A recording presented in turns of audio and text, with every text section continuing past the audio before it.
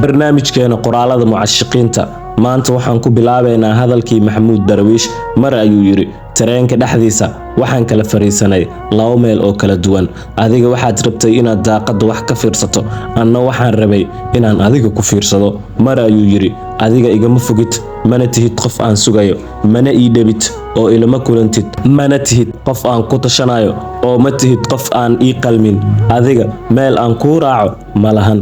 mar ayuu yiri waxaan aad u jeclahay in aan kula sheekaysto xitaa haddaanan haynin wax aan kuu sheego. kabaran haddii lagu dhaho waad idilaysaa, haddana geerida ayaad iga ilaalinaysaa, taasina waa jaceylka. mar hadalkaas waxaa yiray Maxamuud Darwiish. wiil ayaa waxa uu mar soo qoray uwax biyo la'aan ah iyo nin rag oo xanuun la'aan ah weligooda ma koraayaan. wiil kale ayaa yiri waxaan dilay ubaxii aan rabay kadib markaan zaa'id u waraabiyay, taasi oo micnaheeda ah daryeelka badan waxa uu dilayaa xiriirka jaceylka. gabar ayaa tiray qalbigeygu waxa uu u dhimanayaa la hadalkaaga. wiil ayaa isagana mar soo qoray ma kaala hadlaa rabitaanka indhahayga waxa kaliya ee rabaan waa adiga, ma rabaan in ay fiiriyaan weji aan kaaga ahayn.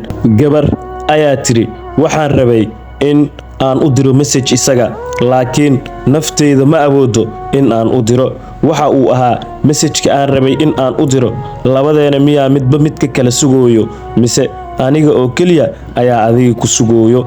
wiil ayaa isagana waxa uu yiri waxaad ii soo jawaabtaa marka aad waqti hesho, anne waxaan kuu soo jawaabaa marka aan misidkaaga arko, labadeena mar walba isku mid manihin.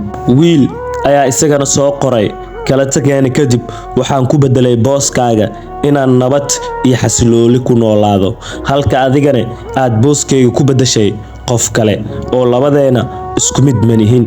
gabar ayaa tiri maxaa ka qurux badan sugitaanka la kulankaaga hadiiba aan adiga ku helayo.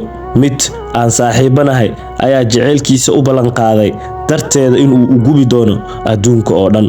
aniga hadda waxaan codkan idinkaga soo duubayaa bisha agteeda. haddaba anigoo liibaan ah haddii aan ku dhaho ma iga ogolaanaysaa adiga jooji in aad la hadasho, marka hore waxaad arki doontaa inta geed dhintay ee aad waraabinayso. gabar ayaa tiri shay walbo waa uu dhimanayaa, dadkana waa ay isbedelayaan, noloshana waa ay soconaysaa. mid ciyaalka xaafadda ah ayaa waxa uu soo qoray bishimahayga waa ay qalalan yihiin, waxaa laga yaabaa in ay u baahan yihiin dhunkashadaada. gabar ayaa ayadana soo qortay waxaan rabaa in aan ku noolaada indhahaaga, aanna ku dhinto gacmahaaga, la iguna duugo qalbigaaga. wiil ayaa soo qoray waa dabeecadeyda in aan arko subax kasta wejigaaga, fadlan ha iga tagin oo aragayga ha ka tagin. gabar ayaa ayadana soo qortay saaxiibkaygiyow haddii aanan arkin hooskaaga xitaa waxaan kuugu dhaaranayaa in aan u dhiman karo dartaada.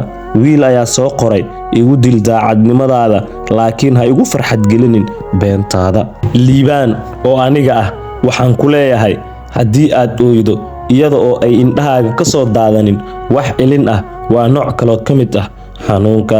wiil ayaa soo qoray su'aashani haddii ay ayada jeceshahay wiil kale, laakiin sabab maxay iigu fiirinaysaa qaab iga dhigayo in aan ku fikiro inay iyada i jeceshahay aniga. wiil ay hooyadiisa dhimatay ayaa isagana soo qoray hooyada wax walba waa ay ku bari kartaa marka laga reebo in aad noolaato nolol ayada la'aanteeda ah. gabar ayaa ayadana soo qortay waxaan isku dayaynaa in aan qarino dareenkeena anigoo ilowsan in ay indhaheena ayagana hadlayaan. wiil ayaa soo qoray ma raba in aan dareemo jaceyl, fadlan iga saar dareenkani, waxaan rabaa in aan ku noolaado nolol kelinimo ah. wiil ayaa isagana soo qoray waxaan u xiisay iyada, laakiin haddii aan qoraal u qoro ayna aragto qoraalkayga ma laga yaabo in ay ku fikirto in aan mar kale u soo baahday. gabar ayaa soo qortay mararka qaar waxaan dhahaa baay si aan ugu maqlo ha bixin, laakiin waxa uu ileeyahay okay baay. wiil ayaa soo qoray wax ka xanuun badan ma jiro inaad qof shalay aad muhiim u ahayd maanta uu kaa dhigto qof aan xaggiisa waxba ka ahayn. gabar ayaa soo qortay jaceylka dhabta ah waxaa lagu yaqaanaa waa mid aan lahayn bardhamaad ah.